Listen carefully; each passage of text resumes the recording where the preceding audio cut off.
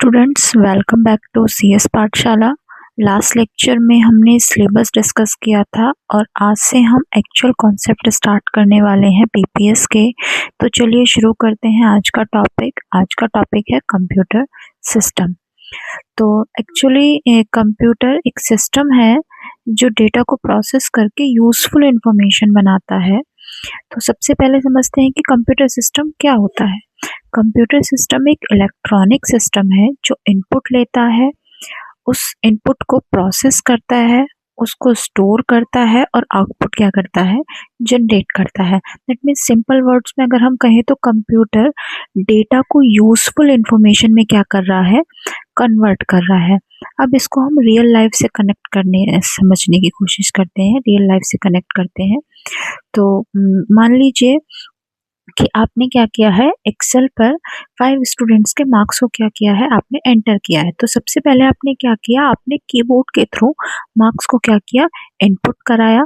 Second आपने क्या किया, जो कंप्यूटर ऑटोमेटिकली कैलकुलेशन कर रहा है, मार्क्स का टोटल कर रहा है, परसेंटेज कर रहा है, ये क्या हो गया, आपका एक प्रोसेस हो गया। तो प्रोसेस के बाद में अब क्या हुआ, आपको स्क्रीन पर क्या हो गया, जो भी उसका आउटपुट होगा वो आपको विजिबल हो जाएगा। फोर्थ स्टेप में आपने क्या किया, अगर फाइल आपने सेव कर दी है दैट मीन्स आप कंप्यूटर मेमोरी में उसको स्टोर कर रहे हैं। तो अगर एक प्रोसेस की बात करें, एक वर्क फ्लो की बात करें, तो वर्क फ्लो किस तरीके का होता है, input then process then output then storage. अब हम क्या कर रहे हैं, अब अगर हम कंप्यूटर की डेफिनेशन की बात करते हैं तो कंप्यूटर की डेफिनेशन क्या होगी, computer system is an electronic system that takes input, process it, stores data and produce output in the form of useful information। तो बेसिकली हम कह सकते हैं कि computer system is a combination of hardware and software and data, users and procedures. अब next हम बात करते हैं कंप्यूटर सिस्टम की कैरेक्टरिस्टिक्स के बारे में। तो कैरेक्टरिस्टिक्स के बारे में फर्स्ट वन रहेगी हमारी हाई स्पीड। तो हाई स्पीड को आप कैसे रिलेट करेंगे कि जैसे अगर हम बात करें, अगर हमें कैलकुलेशन करनी है कुछ, जैसे अभी हमने लास्ट एग्जांपल लिया, वो 5 मार्क्स आपको क्या कराने हैं, एंटर करानी है, उनका टोटल करना है, परसेंटेज करना है। तो अगर वही काम आप मैनुअली करते हैं तो उसमें आपको क्या लगेगा, टाइम ज़्यादा लगेगा। लेकिन वही काम अगर आप कंप्यूटर के थ्रू कराते हैं तो वो आपका with in a second work हो जाएगा कि आप फॉर्मूला लगाएंगे, ड्रैग एंड ड्रॉप करेंगे और आपके मार्क्स कैलकुलेट हो जाएंगे। वहीं अगर हम सेकेंड वन एक्यूरेसी की बात करते हैं तो एक्यूरेसी क्या होगी, अगर आपने इनपुट सही दिया है तो आपका रिजल्ट जो रहेगा वो 100% क्या रहेगा, एक्यूरेट रहेगा।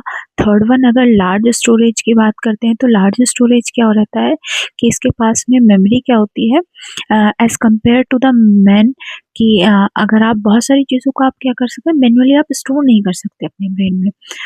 लेकिन वो क्या करता है, कंप्यूटर सिस्टम क्या करता है, रिटेन करके रखता है, जो अपनी मेमोरी में क्या करता है कि अगर उसने कोई एक फाइल बनाई है तो वो फाइल क्या करके रखेगा, उसको मेमोरी में सेव करके रखेगा। तो हम इसको लार्ज स्टोरेज कह सकते हैं। फोर्थ वन हम ऑटोमेशन की बात करते हैं तो ऑटोमेशन का क्या काम कर रहा है आपका, कि कंप्यूटर को एक बार इंस्ट्रक्शन मिलने के बाद ऑटोमेटिकली वो काम करता रहता है। लास्ट वन रहता है आपका रिलायबिलिटी। तो रिलायबिलिटी रहती है आपकी, कंप्यूटर रिलायबल होता है, मतलब बार बार सेम रिजल्ट देता है। अगर आप उसको सेम इनपुट देते हैं तो वो बार बार क्या कर रहा है, आपको सेम रिजल्ट प्रोड्यूस कर रहा है।